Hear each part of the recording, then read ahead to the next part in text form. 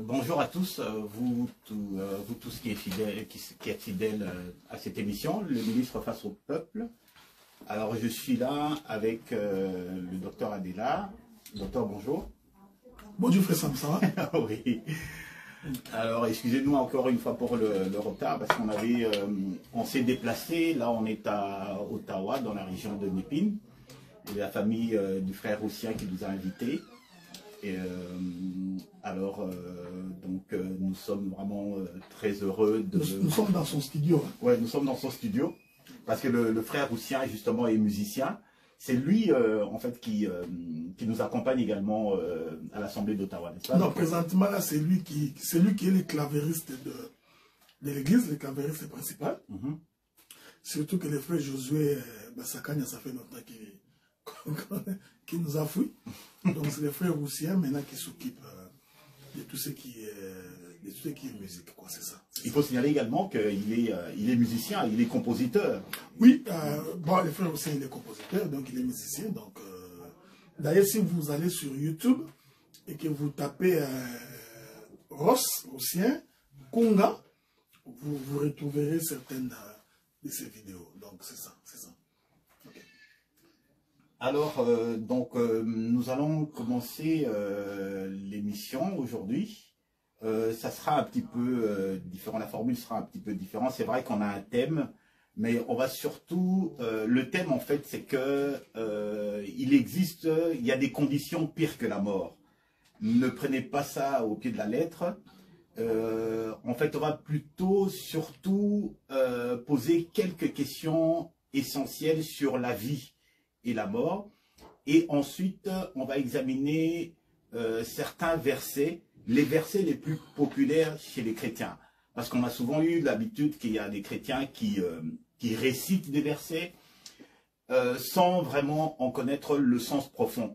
Alors avec le docteur, on va reprendre certains versets qui sont populaires pour que lui puisse nous en donner l'explication, l'esprit de l'écriture. On va pouvoir sonder ces versets-là pour qu'il y ait une meilleure compréhension. Alors, docteur, tout de suite, on va commencer avec... j'ai un peu arrangé cette chose. Tu commences par quoi? Par Québec City ou tu veux directement commencer par tes questions? Attendez, parce que j'ai un petit souci avec mon...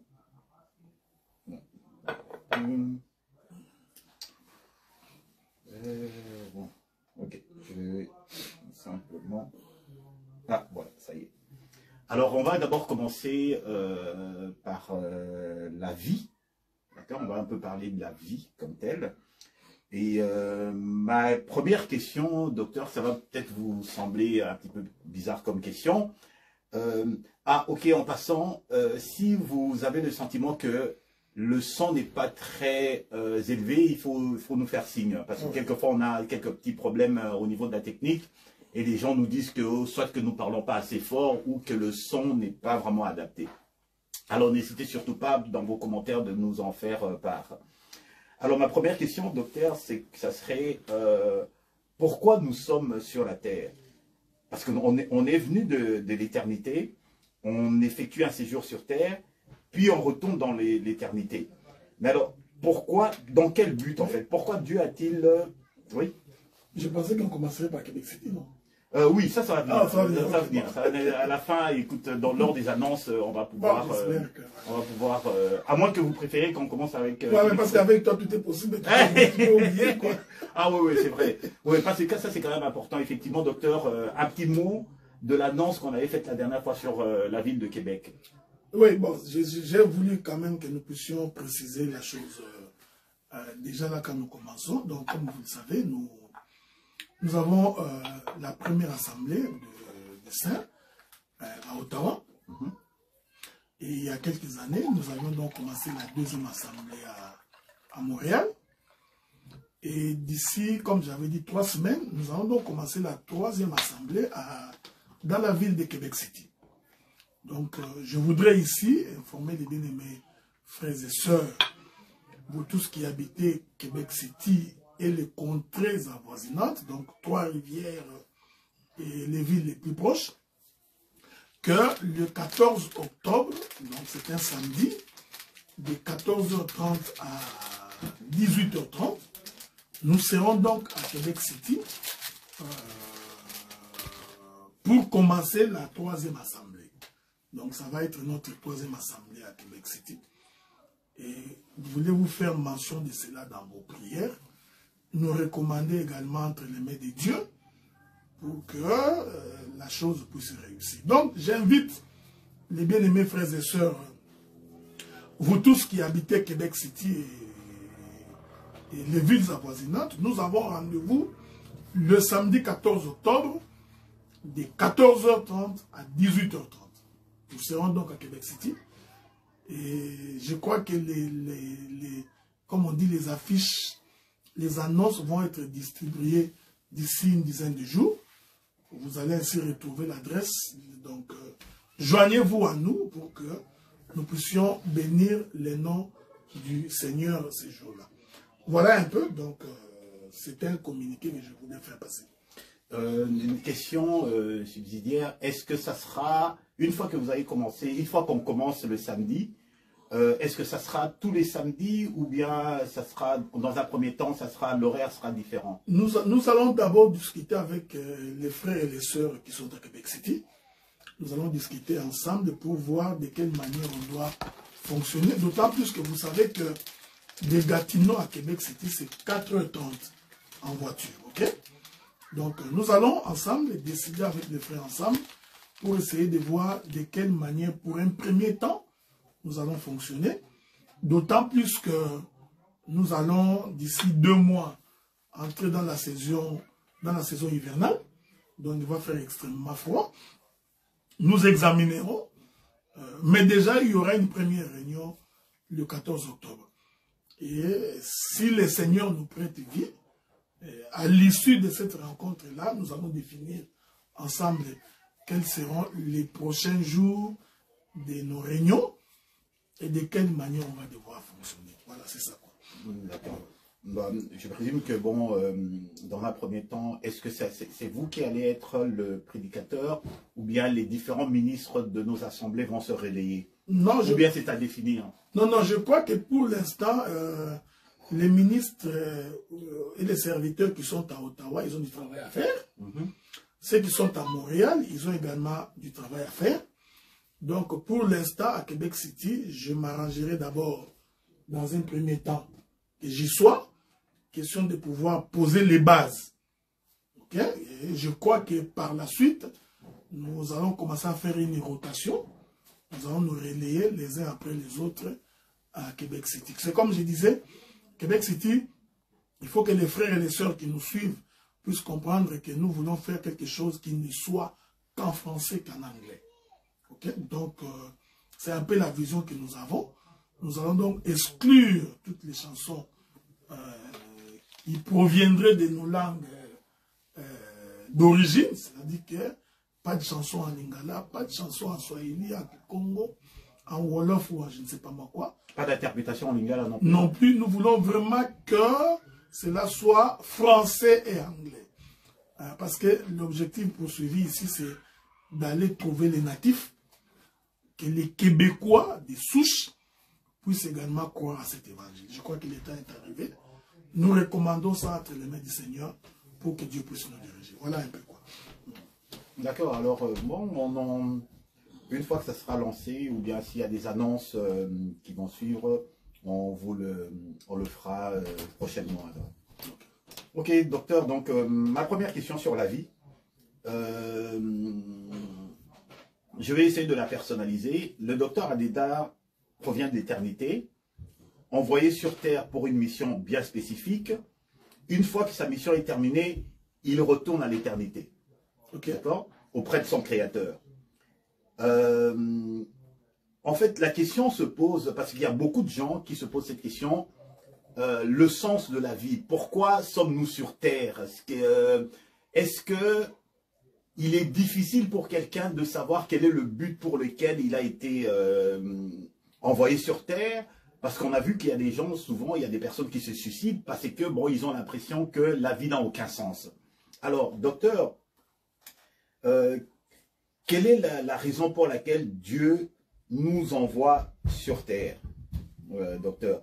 Je vais prendre, par exemple, je vais prendre, on peut se baser sur Proverbe 16, 14. L'Éternel a tout fait pour un but, même le méchant pour le jour du malheur. Donc Dieu ne fait pas les choses au hasard. D'accord. Alors, docteur, parlons de la vie. Pourquoi est-ce que Dieu nous envoie sur terre? D'abord, je voudrais te remercier pour la question. Donc, je te remercie énormément pour la question, mais je crois aussi que le Seigneur nous aidera pour que nous puissions bien nous faire comprendre. Vous savez, Dieu a sa façon de raisonner, hein? Il a sa façon de penser.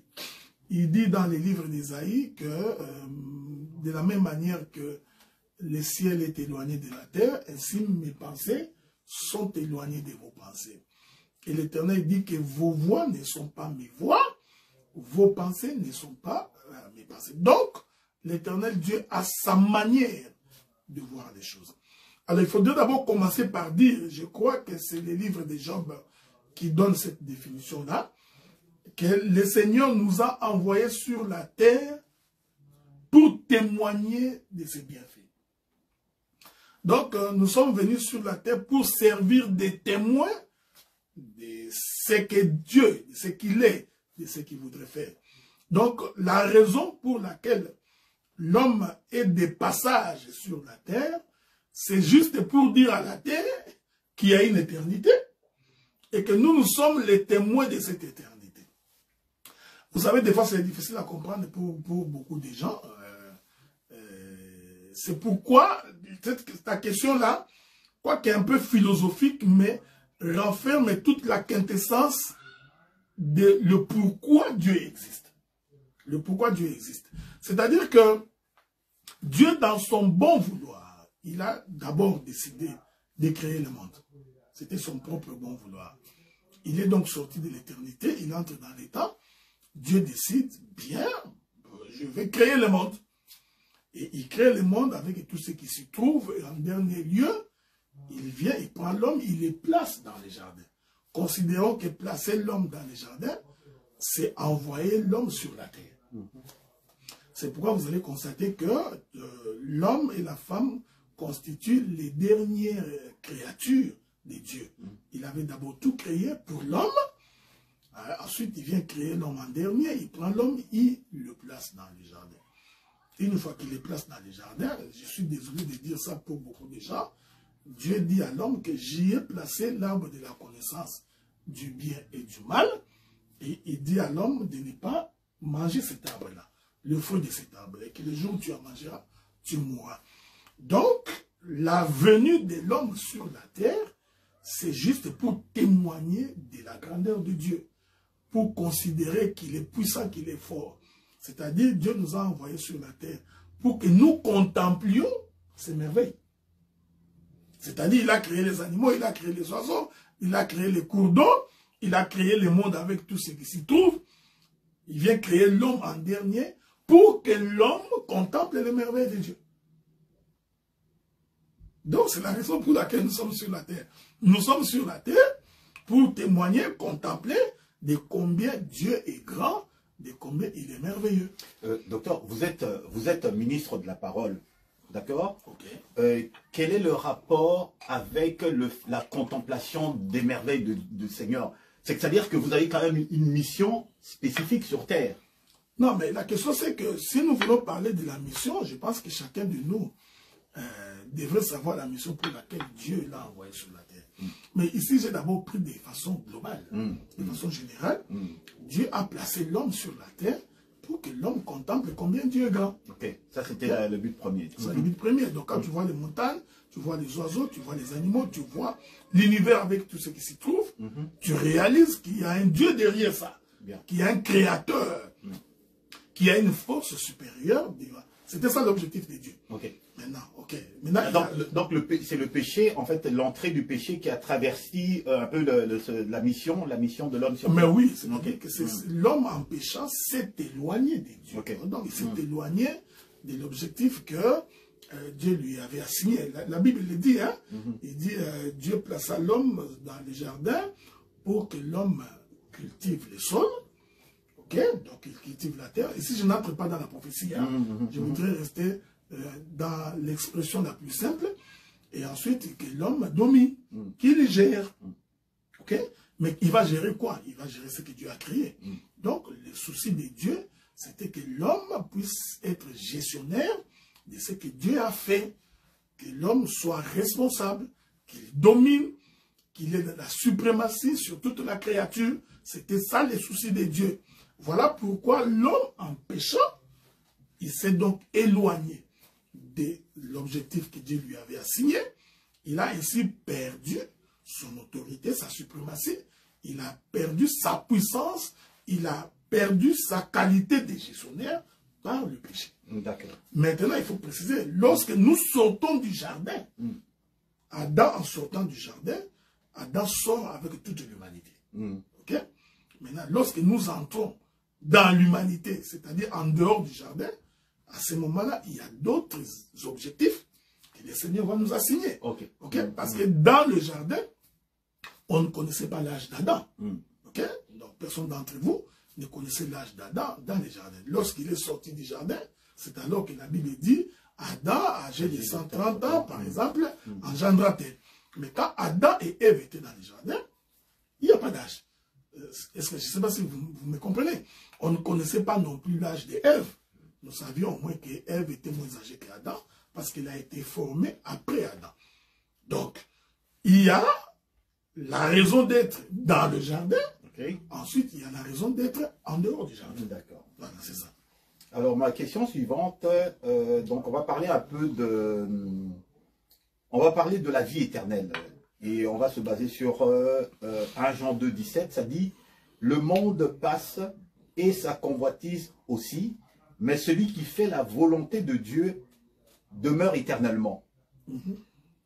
Donc, il y a l'autre version, dans Parole de vie, ça dit, celui qui fait ce que Dieu veut, celui-là vit pour toujours. D'accord? Qu'est-ce qu'il veut qu'on fasse en fait, Dieu? Il dit celui qui fait sa volonté, c'est celui-là qui va vivre éternellement. Bon, je ne pense pas que c'est la vie éternelle dont il parle, c'est sur terre. Il n'est pas question de vivre éternellement. C'est sur terre. Non, regardez.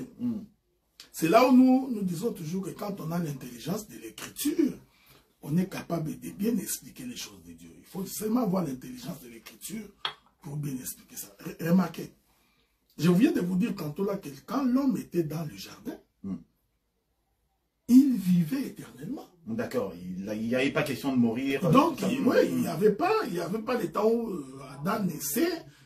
Parce que d'abord, quand vous lisez l'écriture, Adam n'est pas né comme un bébé. Non, il est né adulte. Il est né adulte, quelqu'un de responsable. Et dans le jardin, il n'y avait pas d'âge pour Adam. Je voudrais dire que dans le jardin, Adam vivait éternellement. D'accord. Ok? Donc, nous pouvons dire autrement que le jardin représente l'éternité. Ok? Le jardin représente l'éternité. C'est ici qu'il faut comprendre, hein, quand la Bible dit que c'est lui qui vit la parole, c'est lui qui met la parole de Dieu en pratique, vivra éternellement. Il faut faire attention. Ce n'est pas vivre sur la terre. C'est très important. Parce que l'homme n'a vécu éternellement que dans les jardins. Okay? Donc cette écriture voudrait tout simplement dire que celui qui accepterait de rentrer dans les jardins, c'est celui-là qui vivra éternellement. Mais comment on rentre dans les jardins? C'est là où nous soulevons la question.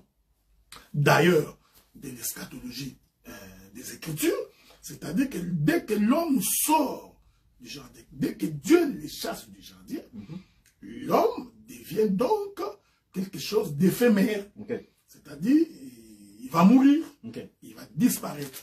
Et l'Écriture dit que Dieu mit à la porte du jardin deux chérubins avec une épée flamboyante.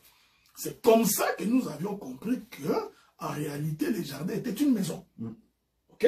Le fait qu'on ait mis à la porte du jardin deux chérubins, nous comprenons que le jardin avait une porte. Je puis dire que le jardin, c'est aussi une ville. Okay? Parce qu'à l'époque, les villes aussi avaient des portes d'entrée. Maintenant, il met une épée flamboyante tenue par deux chérubins. il chasse l'homme, mais remarquez, c'est très important, Dieu n'a pas chassé l'homme gratuitement. Qu'est-ce que Dieu a fait? Dieu, en chassant l'homme, il l'a habillé de la peau de l'animal. Ceci est très important. Cette peau de l'animal, Dieu l'avait trouvée dans le jardin. Vous voyez? Donc, j'essaie de me répéter pour que les gens qui nous suivent puissent bien comprendre. Adam pêche. Ainsi, la mort entre, il doit mourir. Pour confirmer qu'il doit mourir, il fallait que Dieu les chasse du jardin. Parce que s'il les laisse dans le jardin, il vivra éternellement. Okay? C'est pourquoi la Bible dit, si on les laisse, il va vivre éternellement dans le péché. Il faut donc que nous les chassions de l'éternité. Okay? Mais l'éternel est bon, avant de les chasser de l'éternité, Dieu les fit porter un habit de la peau d'un animal. Okay? Mais cette peau de l'animal, Adam l'a portée dans le jardin. Oui. Ok? Et il est sorti en étant pécheur, mais avec la peau d'un animal qu'on a pris dans le jardin. Je voudrais le dire autrement. C'est-à-dire que l'animal qui a servi de vêtement à Adam, c'était un animal de l'éternité. Ok? Donc c'est une portion de l'éternité que Dieu fit porter à l'immortel, au mortel. Je vais le dire autrement. Parce que Adam, en péchant, devient mortel. Oui. Ok? Maintenant, comme Dieu, dans son plan de rédemption, voulait que l'homme vive éternellement, Dieu prend une portion de l'immortalité, de l'éternité. Cette portion, nous l'appelons la peau de l'animal. D'accord. Il les fit porter à l'homme, cet homme qui avait péché. Ensuite, il les chassa. Donc, Adam est sorti pour affronter la mortalité, tout en ayant une portion de l'immortalité. Okay. Vous voyez? Donc, en fait, Dieu avait prévu que Adam devrait revenir dans l'éternité. Mais pour revenir, il doit sortir avec une portion de l'éternité. C'est pourquoi moi j'ai toujours cru que tout enfant de Dieu qui vit sur la terre doit avoir en lui la portion de l'éternité, la portion de l'immortalité. Le frère Paul avait donc raison de dire que lorsque le Seigneur apparaîtra dans les airs, ceux qui sont morts en Jésus, premièrement, ressusciteront. Et nous, qui étions restés vivants en un clin d'œil, nous serons transformés, c'est-à-dire la manifestation de l'immortalité va donc nous revêtir pour nous permettre d'aller rencontrer le Seigneur dans les airs. Parce qu'en fait, aller rencontrer le Seigneur dans les airs, c'est le retour d'Adam dans le jardin. Ok? Mais pour que Adam rentre dans le jardin, il fallait que Dieu mit à Adam un signe. Les signes qui témoignent que Adam retournerait dans l'éternité. Et nous disons que ces signes-là, c'est justement la peau de l'animal. En d'autres termes, c'est la peau de l'agneau, c'est la peau des brebis, c'est la peau des boucs, qui représente en fait la mort de Jésus. Ok? Souvenez-vous que le frère Paul dit dans le livre des Romains, revêtez-vous donc de Christ. Donc, c'est Christ-là qu'on revêt, c'est ça la peau de l'animal que Dieu mit dans Adam. Donc, quand Adam sort pour venir dans le monde, Adam ne sort pas gratuit. Et il sort avec la portion de l'éternité. Parce que cet animal-là était mort. J'aime ce que le frère Jean dit. Frère Jean dit, on les regarda comme un agneau qui a été immolé dès avant la fondation du monde. Ok? Or, l'agneau immolé dès avant la fondation du monde, c'est un agneau immolé dans l'éternité. Il faut faire très attention, parce que dans l'éternité, il n'y a pas la mort. C'est un langage que Dieu utilise. Donc, Adam sort avec une portion de l'éternité. Tu permets que je le dise autrement. Parce que le Seigneur, c'est un répétiteur. Dieu, c'est un ruminant. Donc, il répète plusieurs fois la même chose pour expliquer la même chose. Mais il explique plusieurs manières. Remarquez, quand Adam pêche, Adam devient mortel. Oui. Ok? Dieu va les confronter à sa mort en le chassant du jardin. Mais qu'est-ce que Dieu fait? Comme Dieu savait qu'Adam est devenu mortel, que son corps était devenu charnel, parce qu'il savait qu'il va mourir, qu'est-ce que Dieu fait? Il fit porter à Adam la peau de l'animal. Ici, je voudrais dire, la peau de l'animal qu'on fit porter à Adam, en réalité, c'est le souffle de l'éternel. Ok. Ok? Pour bien comprendre ça, je rentre dans la création d'Adam. Dieu rassemble la poussière de la terre. Cette poussière de la terre rassemblée, Dieu forme un corps qu'il appelle Adam. Jusque-là, cet Adam-là n'est pas un être vivant. Ok? C'est un être mortel parce qu'il est inanime, il ne bouge pas. Qu'est-ce que Dieu fait? Dieu souffle dans Adam. J'ai dit, ces souffles-là, c'est ça la peau de l'animal que Dieu va faire porter à Adam quand il les chasse du jardin. Vous voyez? Parce que c'est cette portion du souffle que Dieu mit à Adam qui fait d'Adam un être vivant, mais vivant éternellement. Donc quand Adam marchait, quand bien même que son corps était tiré de la terre, mais il y avait dans Adam le souffle de l'éternel qui faisait d'Adam un être éternel. Voilà pourquoi, quand il chasse Adam, en chassant, Dieu répète sa création. Tu es poussière, tu retourneras dans la poussière. Chasser Adam là, c'est le faire retourner dans la poussière. Mais Dieu, comme il est miséricordieux, il ne le laisse pas partir comme ça. Il les revêt de la peau de l'animal. Cette peau de l'animal, nous disons, c'est ça l'esprit de Dieu dans l'homme. Okay. Donc, quand même que tu marcheras sur la terre, mais tu as l'esprit du Seigneur. Voilà un peu quoi.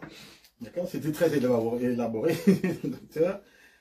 Si vous avez des questions, s'il y a quelque chose que vous n'avez pas saisi et tout, donc vous pouvez intervenir en direct. Ah, oui, d'accord. Alors, bien.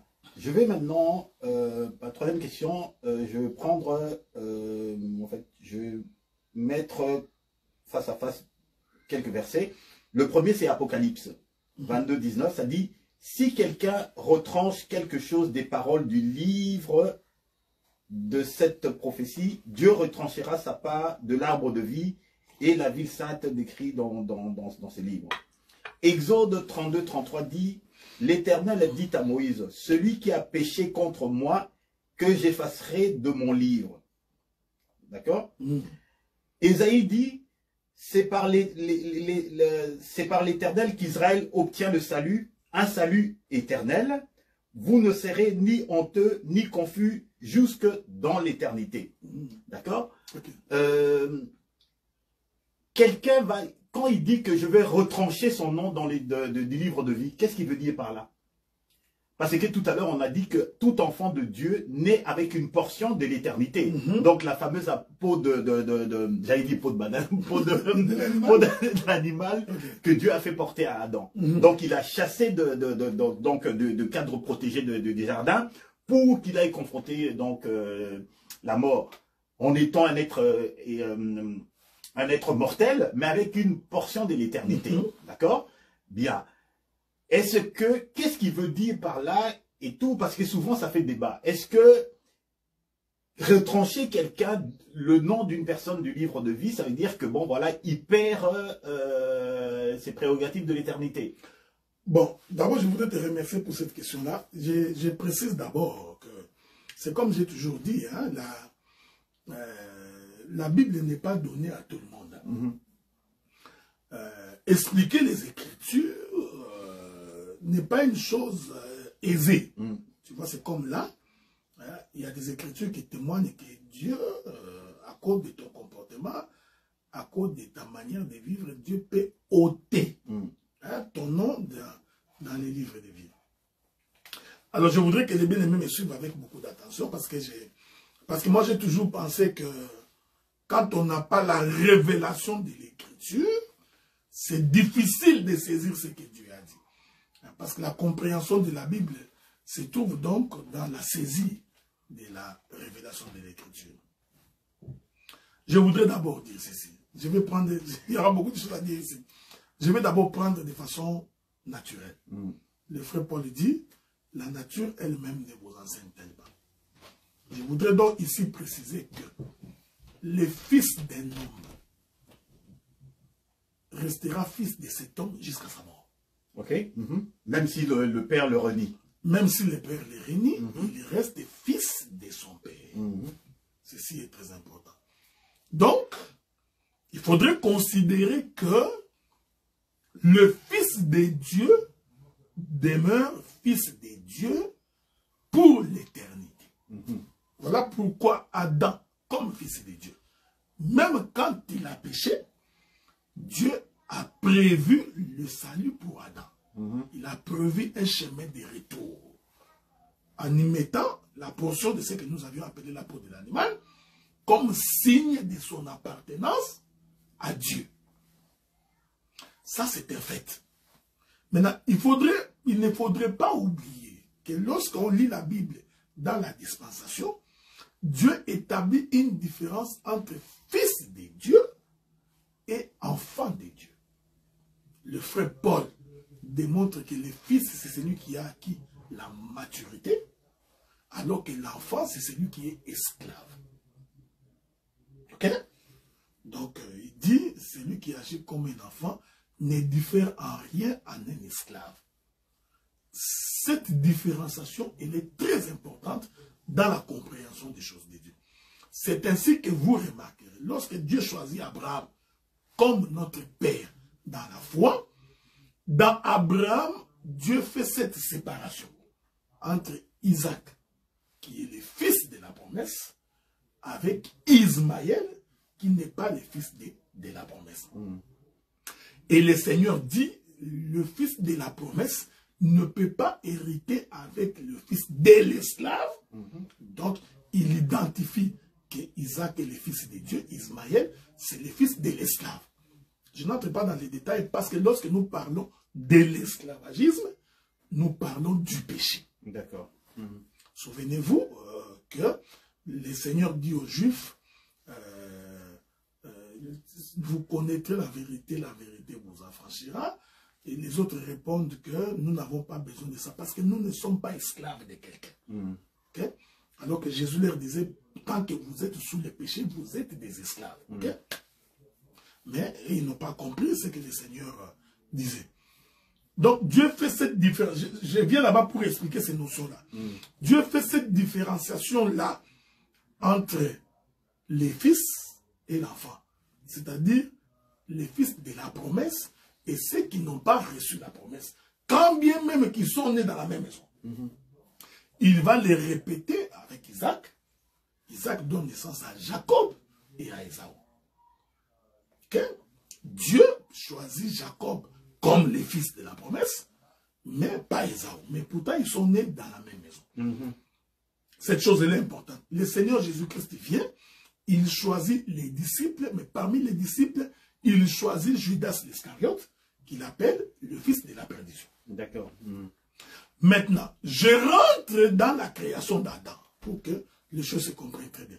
Remarquez que lorsque le Seigneur appelle la terre des eaux, parce que l'Éternel voulait manifester son fils, Adam qui lui ressemble. Je vous ai toujours dit, la terre est sortie des eaux, mais pour créer Adam, Dieu n'a pas pris toute la terre.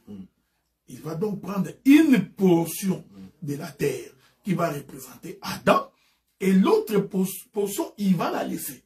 Je voudrais dire, la portion prélevée, c'est les fils de la promesse. La portion laissée, c'est les fils de l'esclave. En d'autres termes, la portion prélevée, c'est Isaac. La portion laissée, c'est Ismaël. Donc, ça, c'est un principe qu'il ne faut pas oublier. Maintenant, quand vous lisez les Écritures, et que Jean dit qu'il y a possibilité que l'on puisse ôter ton nom dans les livres de vie, il faut faire attention parce qu'ici, le Seigneur ne parle pas au fils de la promesse. D'accord.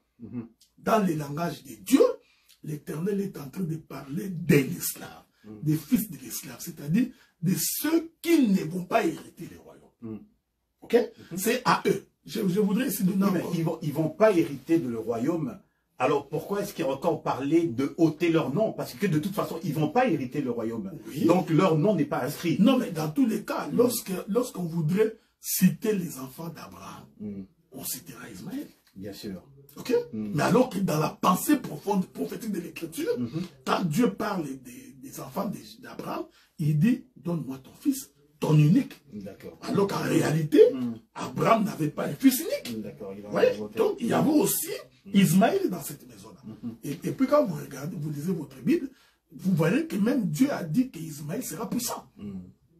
Donc Ismaël, naturellement, n'était pas un pauvre, il était puissant. Ah, il avait de la richesse, il avait des serviteurs, il avait des servantes.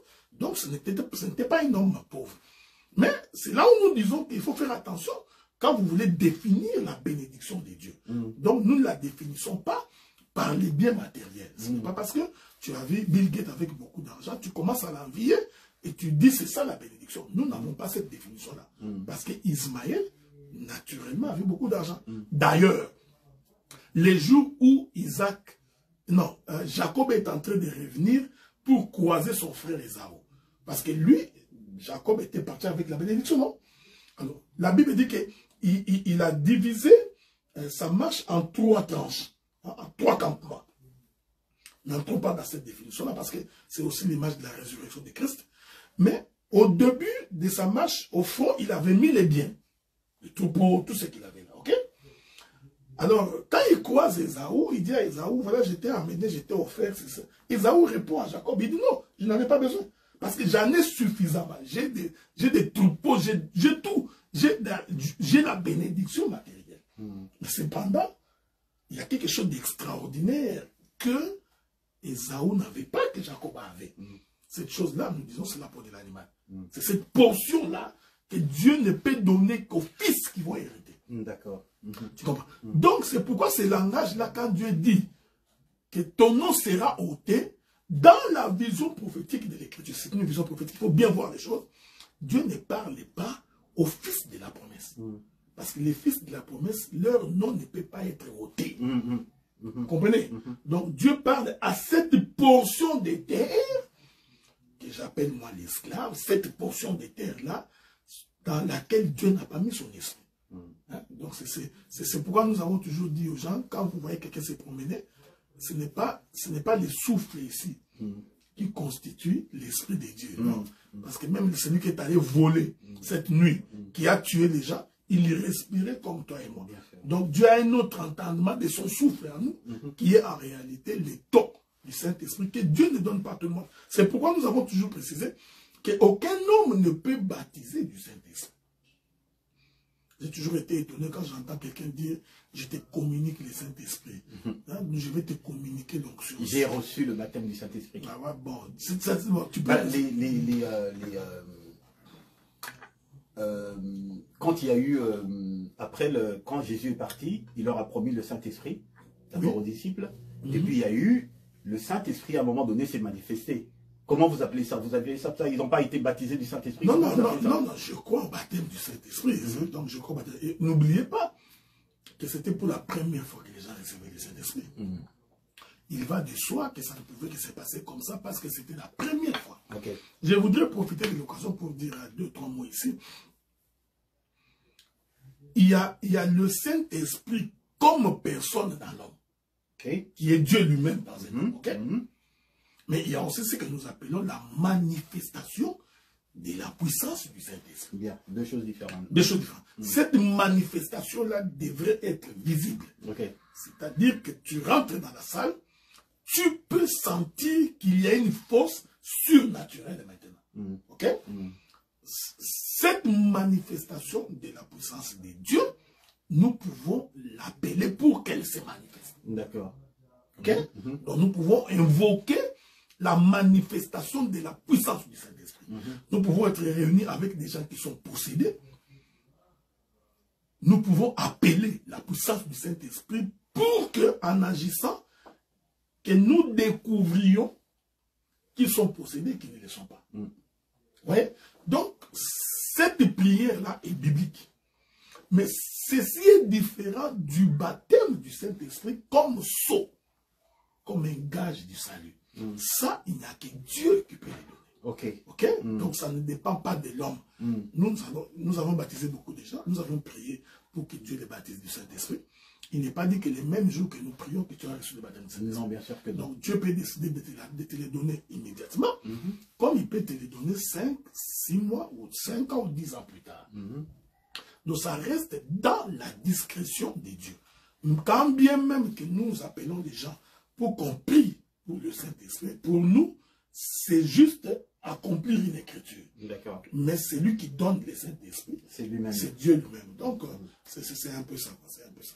Alors, ma question suivante, donc pour conclure donc la partie de la mort, ma question suivante, je prends Deutéronome 30, 19, qui dit ceci: je prends aujourd'hui le ciel et la terre à témoin, je vous offre le choix entre la vie et la mort, entre la bénédiction et la malédiction. Choisissez donc la vie afin que vous viviez et vous et vos descendants. Okay. D'accord? Allez. Par contre, on retrouve Jean 3, 27 qui dit: Jean répondit: un homme ne peut recevoir que ce qui lui a été donné du ciel. D'accord? Bien. D'un côté, on parle de choix. D'un autre côté, on parle d'un homme ne peut recevoir que ce qu'il a reçu du ciel. Mais finalement, choisir entre la vie et la mort est dicté par le ciel alors. Mais effectivement, le choix que l'homme, en fait, il n'a pas le choix. Bon, vous savez, quand on est, j'ai toujours aimé la manière dont, je crois que c'est Paul, entre Paul et Pierre, il y a l'un d'eux qui dit, quand j'étais enfant, j'agissais comme un enfant. Je raisonnais comme un enfant. Et quand je deviens adulte, je commence à réfléchir comme un adulte. Vous savez, quand nous étions jeunes, nous étions en train de croire que, par rapport à cette écriture, qu'est-ce que l'homme peut faire si ce n'est pas par la grâce de Dieu? Alors, cette vision-là, lorsque vous la présentez de cette manière-là, c'était une porte ouverte pour tous les impudiques, tous les voleurs. Donc, l'homme pouvait dire, même si je vole, de toute façon, c'est Dieu, tu vois. Alors, quand on est un homme de Dieu, on ne fait pas de telles déclarations. Quand on est un homme de Dieu, responsable. Quand tu es jeune, on s'en fout. Mais quand tu deviens responsable et que tu diriges les gens, il y a des propos, même Jésus, il savait. Vous savez, quand Jésus sortait, il y avait des propos qu'il ne tenait pas en public. Ça demandait des fois qu'il rentre dans la maison avec ses disciples pour dire, voyez ce que j'avais dit là-bas. Voici ce que je voulais dire. Quand on est un homme de Dieu, c'est-à-dire on vérifie qu'est-ce que l'on dit en fonction de l'auditoire qui vous écoute. Nous savons, tout le monde sait que c'est Dieu qui est l'auteur de toutes choses. C'est un langage. Il est vrai que Dieu est l'auteur de toutes choses. Il crée en nous le faire et le vouloir. Il crée en nous le vouloir et le faire. Nous savons. Mais n'oubliez pas que Dieu a aussi donné quelques parcelles du pouvoir au diable d'agir. Okay. Donc, il ne faut pas mettre Dieu dans tout. Écoutez,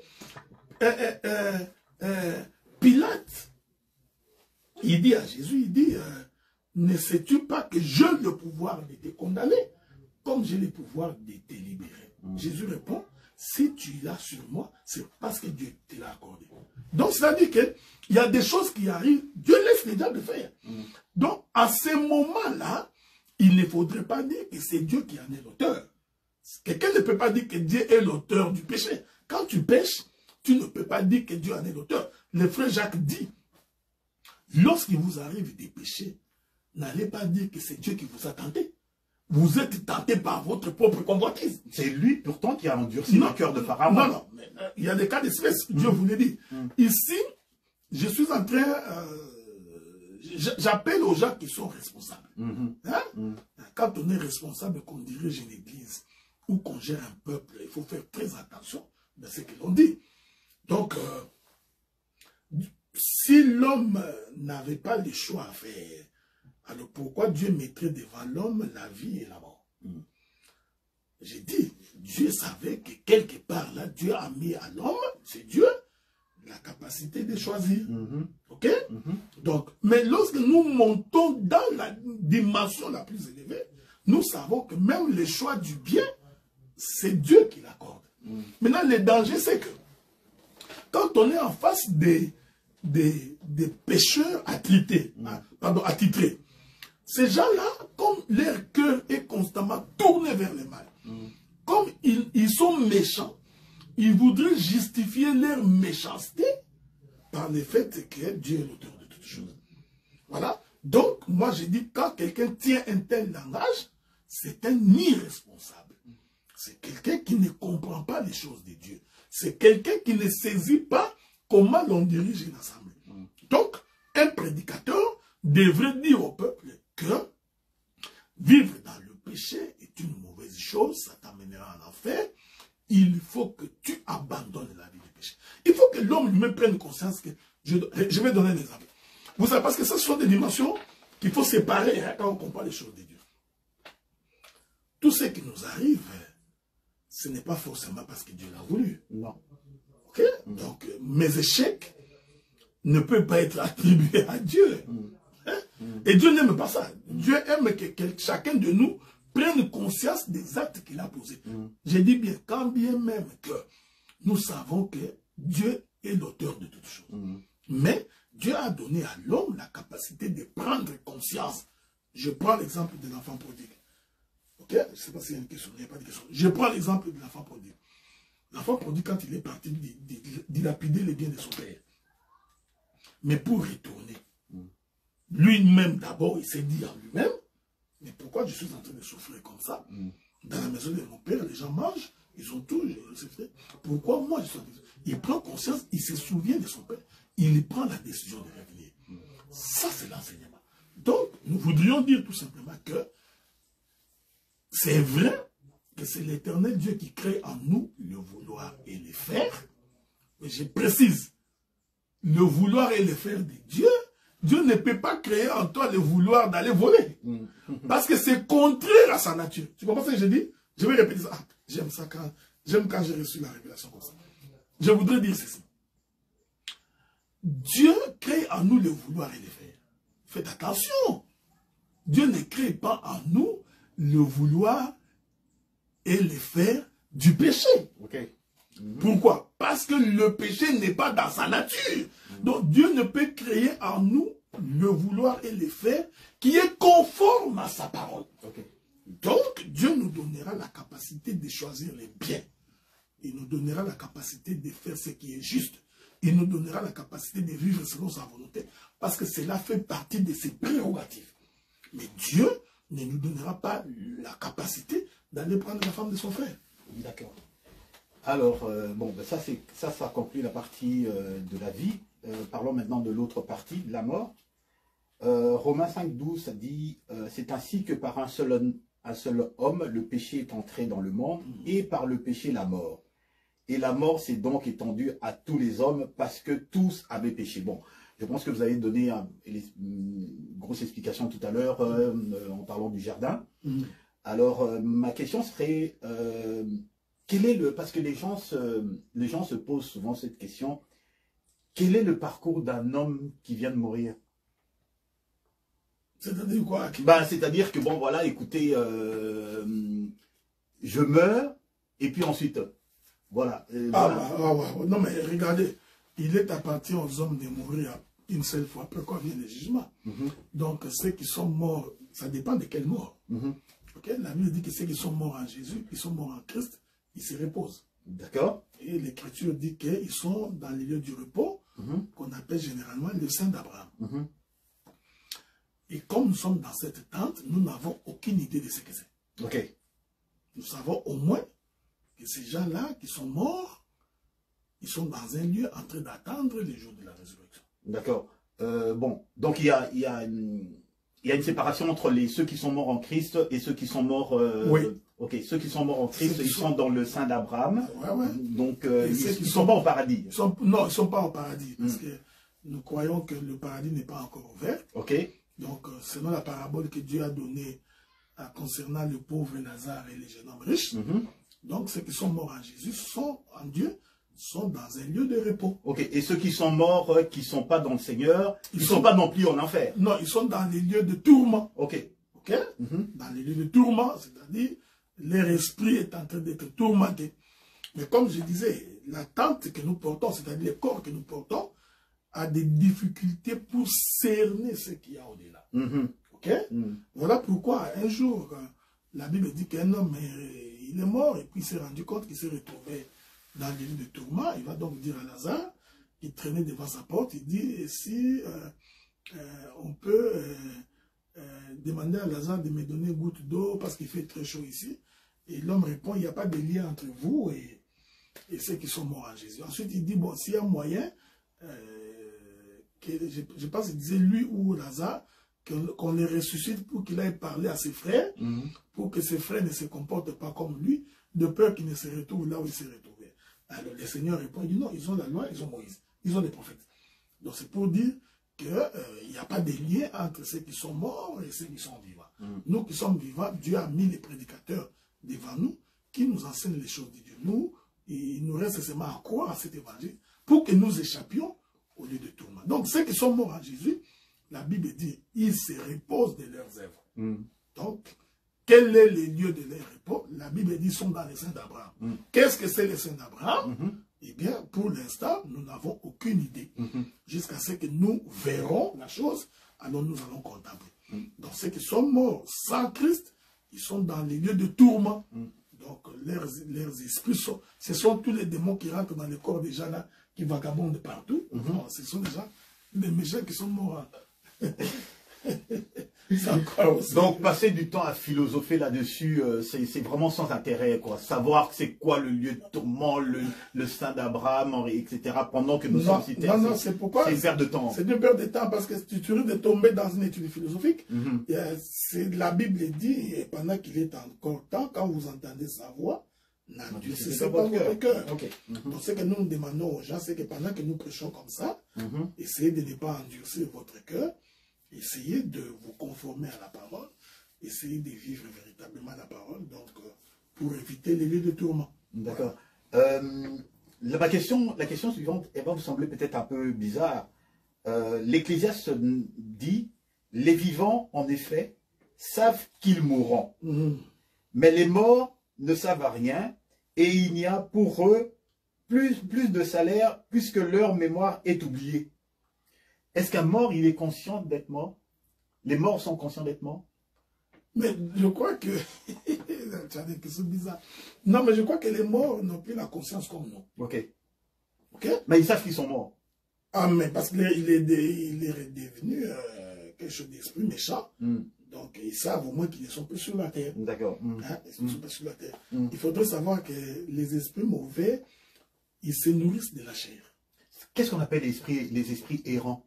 C'est ce que je dis. Donc, c'est des gens qui sont morts dans les péchés. Ok. Donc, ils sont dans les lieux de tourment.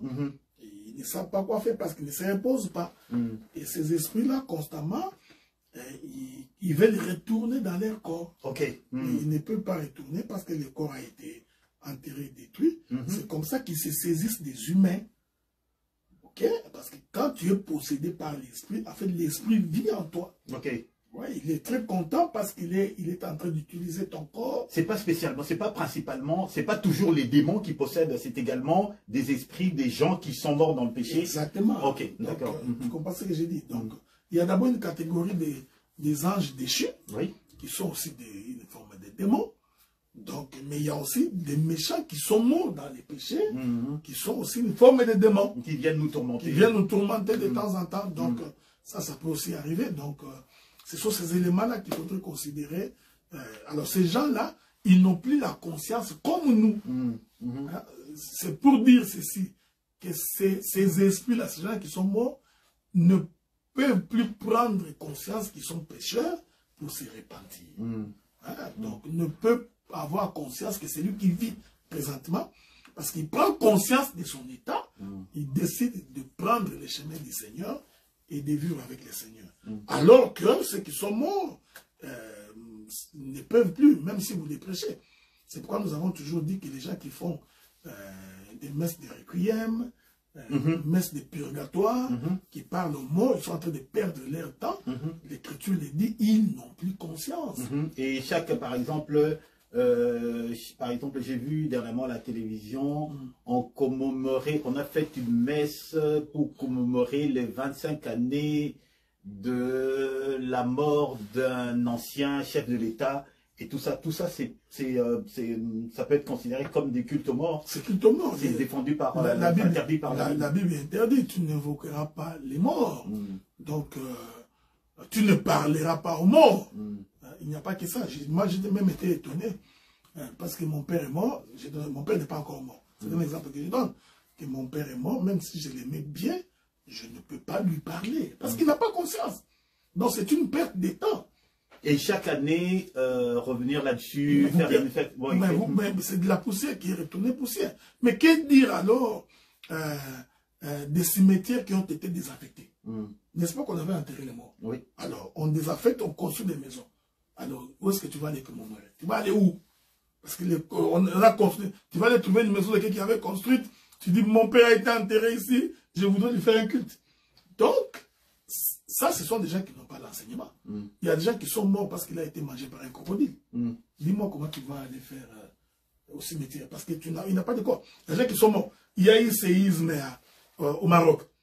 Beaucoup ont été enterrés. Ils sont morts. Donc, où est-ce que tu vas faire le culte pour ces gens-là? Mais quand on a la foi, nous savons tout simplement que, en réalité, dans l'homme, c'est l'esprit. D'accord. C'est ce que la Bible dit. En réalité, dans l'homme, c'est l'esprit. Donc, si l'esprit appartient à Dieu, il va dans un lieu de repos. Mais quand il n'appartient pas à Dieu, tu perds ton temps. Les gens qui vont dans des cimetières pour aller nettoyer les cimetières, il y en a d'autres qui vont manger de la nourriture. Il y en a même d'autres, pendant le deuil, ils parlent aux morts. Papa, tu nous as laissé la manière dont tu es parti. On ne pensait pas que tu allais partir comme ça. Ceux qui t'ont fait ça, il faut les pourchasser. Non, tu parles aux morts. La Bible est interdite. Ok? Aujourd'hui, bon, il faut qu'on se le dise, mais il y a beaucoup de choses qui se passent comme des messes de requiem, mais qui ne disent pas leur nom. Il y en a certains qui ont dit, bon, puisque l'Égypte a pleuré Jacob pendant 90 jours, je crois, et que les enfants d'Israël étaient restés dans le deuil, alors aujourd'hui également, si moi je meurs, on peut également faire un culte, réunir les enfants de Dieu, chanter, célébrer pendant que mon cadavre est là-bas. Écoutez, il y a deux choses où vous ne comprenez pas les Écritures, ou tout simplement vous commencez à vous rapprocher des catholiques pour faire... Mais docteur, quel mal y a-t-il, par exemple, quelqu'un qui appartient à notre communauté meurt, on va visiter la famille, et puis bon, il y a le corps est placé quelque part, et que on appelle des personnes pour parler justement, évoquer des souvenirs de cette personne-là. On n'est pas spécialement en train de s'adresser aux morts. Non, on peut rendre hommage. On peut rendre hommage. Mais j'ai toujours pensé que la meilleure façon de rendre hommage à quelqu'un, c'est de le faire pendant qu'il est vivant. Ok. Parce que la frontière est mince. Non, mais parce qu'il est là, au moins, il va écouter. Il sera reconnaissant. Moi, j'ai toujours été contre les gens qui attendent que nous mourions. Il y a beaucoup d'hypocrisie. Beaucoup d'hypocrisie.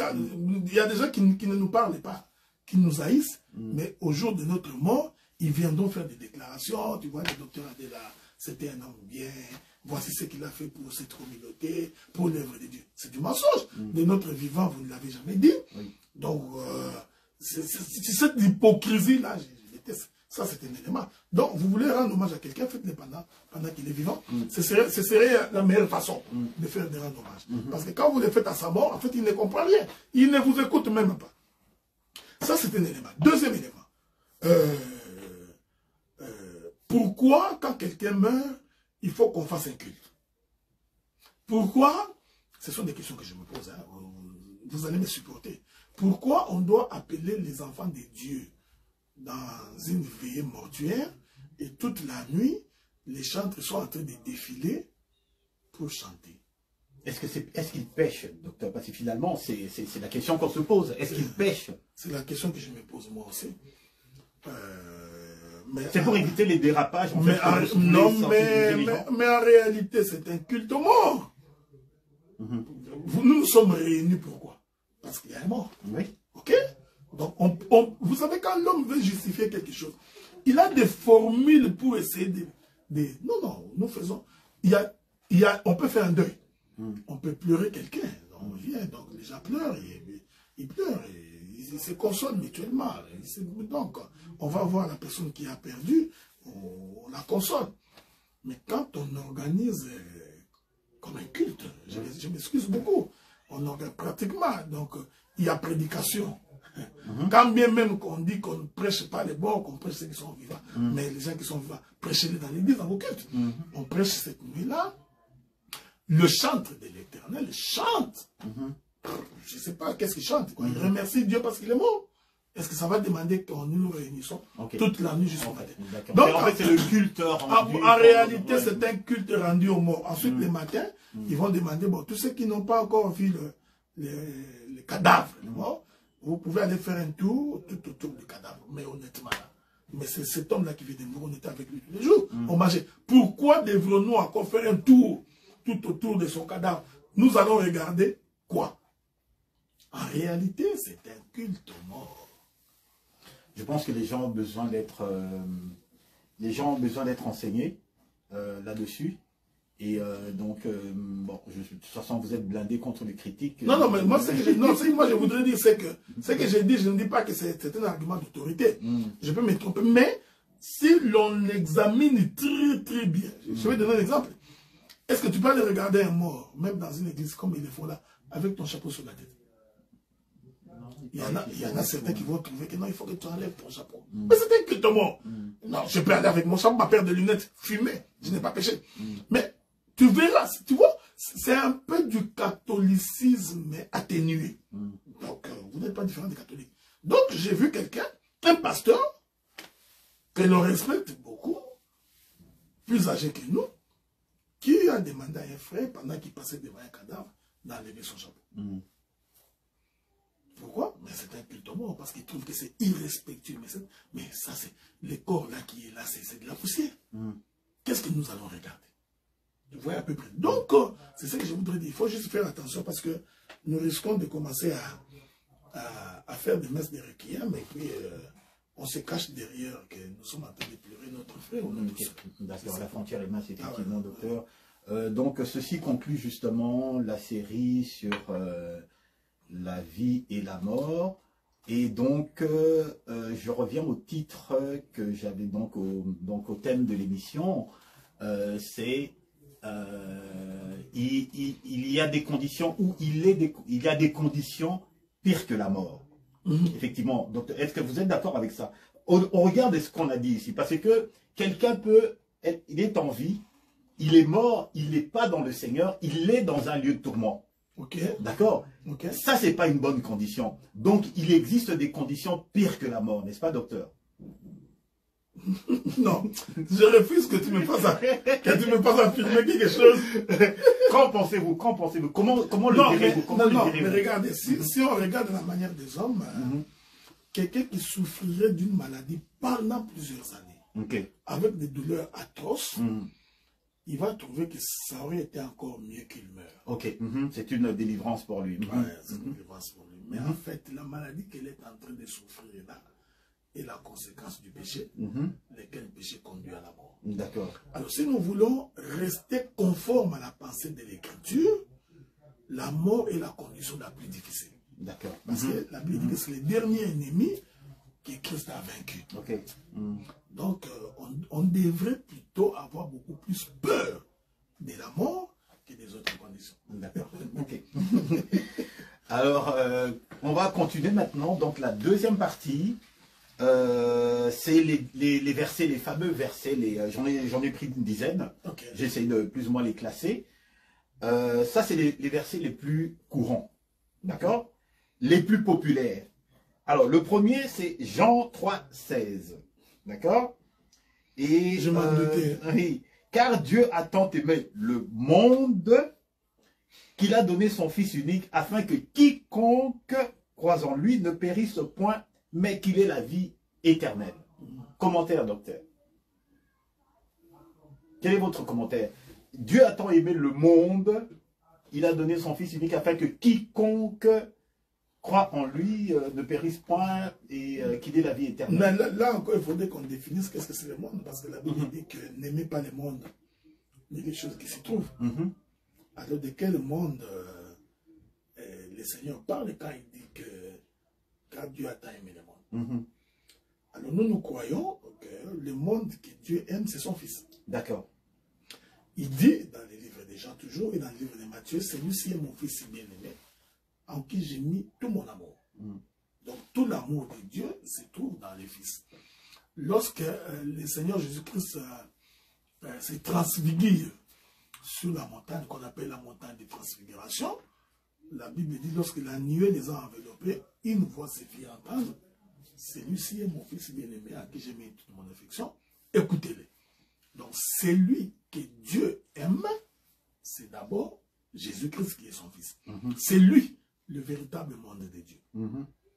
Maintenant, nous sommes co-héritiers avec Christ. Lorsque nous croyons à la parole, nous devenons une partie du Fils de Dieu. Ensuite, nous bénéficions de cet amour. C'est pourquoi la Bible dit que quiconque a le Fils, donc il a Jésus, il a la vie. Donc, Dieu ne peut t'aimer que si Jésus est avec toi. Et comment Jésus serait avec toi? C'est seulement lorsque tu crois à la parole et que tu abandonnes la vie du paganisme. Ça, c'est un élément. Deuxième élément, c'est que le monde que Dieu aime, pour qui il donne son Fils, c'est justement cette portion de terre qui bénéficie de la pluie, qui devient en réalité l'image de Dieu vivant. Donc ici, le monde ne peut pas se définir comme étant monsieur, madame, tout le monde. Monsieur, madame, tout le monde, les maisons, les voitures. Non, Dieu n'en a pas besoin parce que d'ailleurs l'Écriture dit, le monde que vous voyez est appelé à disparaître. Donc, le monde que Dieu aime, pour qui il a donné son Fils, c'est justement Noé, l'arche de Noé, avec tout ce qui se trouve à l'intérieur. Voilà un peu ce que je pouvais dire là-dessus. Donc, il ne faudrait pas considérer que le monde dont il est question, c'est ce monde que nous voyons avec nos yeux. Donc, Dieu aime ses enfants. Le monde ici, ce sont les enfants de Dieu. Donc, les fils de Dieu qui constituent le monde de Dieu. C'est eux que Dieu aime. Voilà. Alors, deuxième... Mais, je précise, ça c'est important, ça. Mais comme j'avais dit, quand nous prêchons l'évangile, comme nous ne savons pas qui est enfant de Dieu, qui ne l'est pas. Nous appelons tout le monde. Nous disons que Dieu vous aime tous. Donc, c'est ça la manière dont on prêche l'évangile. Deuxième citation, Jérémie 29, 11 et Philippiens 4, 13. Car je connais les projets que j'ai formés pour vous, dit l'Éternel, projets de paix et non de malheur, afin de vous donner un avenir et de l'espérance. Je puis tout par celui qui me fortifie.